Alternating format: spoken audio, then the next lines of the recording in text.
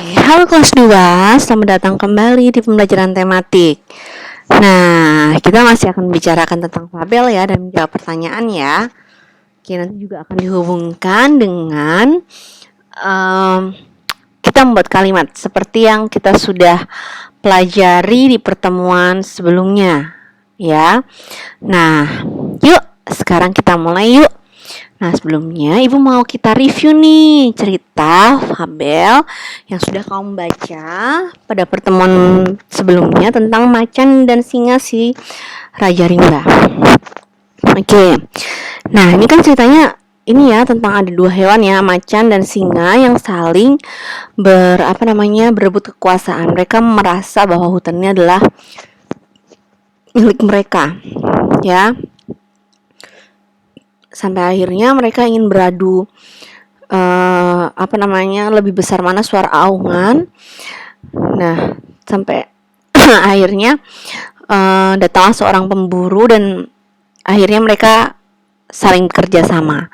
Ya, kalau dilihat sih di sini berarti apa? Inti dari ceritanya atau pesannya adalah supaya kita saling bekerja sama ya. Oke. Yang bisa ditiru adalah supaya kita harus bersatu ya. Oke, nah sekarang kita tujuan pembelajarannya masih sama, yaitu kita memahami cerita fabel, menjawab pertanyaan. Nanti juga kita akan coba membuat kalimat juga berdasarkan cerita fabel tersebut. Oke, kita mulai ya kelas 2. Oke, nah yuk disiapkan buku 2G-nya.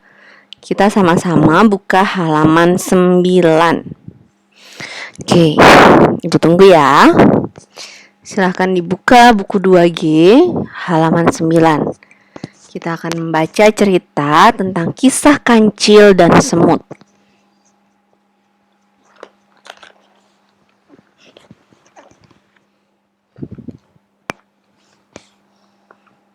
Oke, sudah kelas 2? Oke. Ibu akan bacakan ya, kamu juga baca dari rumah. Oke. Suatu hari, si kancil yang kelelahan beristirahat di bawah pohon. Kancil melihat barisan semut yang rapi. Kancil melihat semut saling menyapa dan bersalaman. Mereka nampak rukun sekali, puji Kancil dalam hati. Kancil berpikir dunia semut nampak damai. Tetapi kenapa dunia hewan lainnya tidak seperti mereka? Tiba-tiba, tubuh Kancil menciut, berubah jadi sebesar semut. Ia mengikuti barisan semut yang masuk ke dalam lorong yang panjang. "Hai, siapa kamu? Mengapa kamu kemari?" tanya salah satu semut. "Aku Kancil semut," jawab Kancil.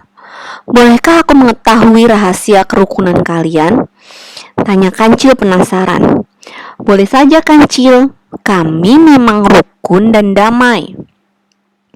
Kami mengumpulkan makanan pada musim kemarau untuk persediaan pada musim hujan," jawab seorang semut.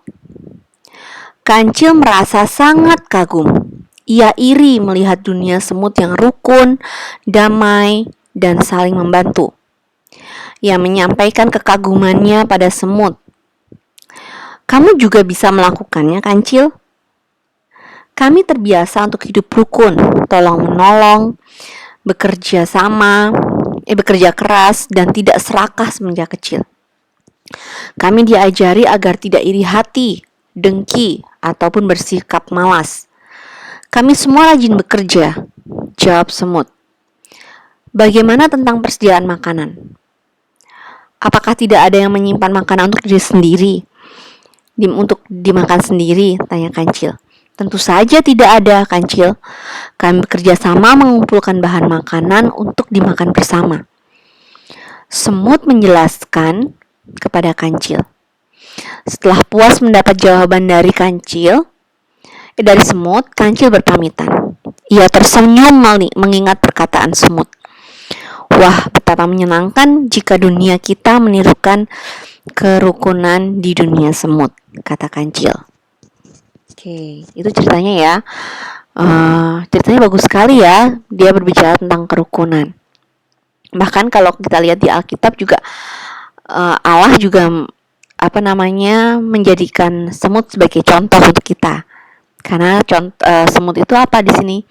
Rajin, suka tolong menolong, kemudian tidak serakah, tidak bermalas-malasan ya, tidak iri hati. Oke, yuk kita jawab ya pertanyaannya. Oke.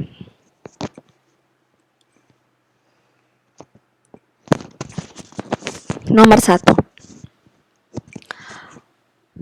Kebersamaan apa sih yang dilakukan oleh semut?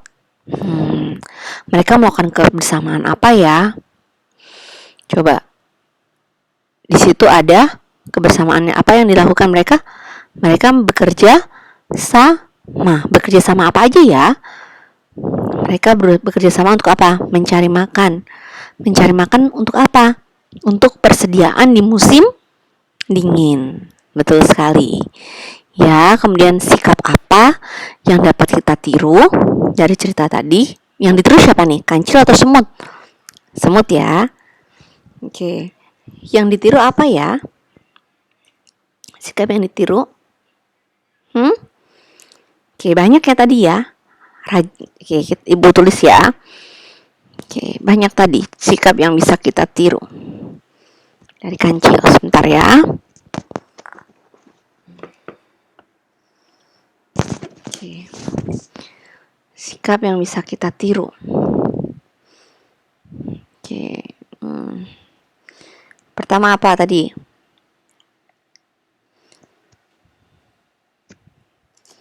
Sebentar ya. Anda rajin. Terus apa? Rajin. Terus suka menolong.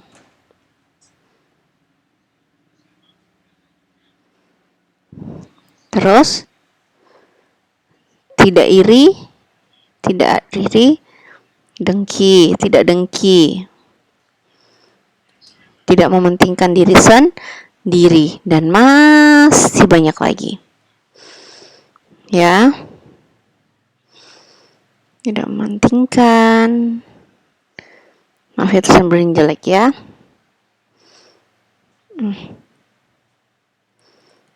Diri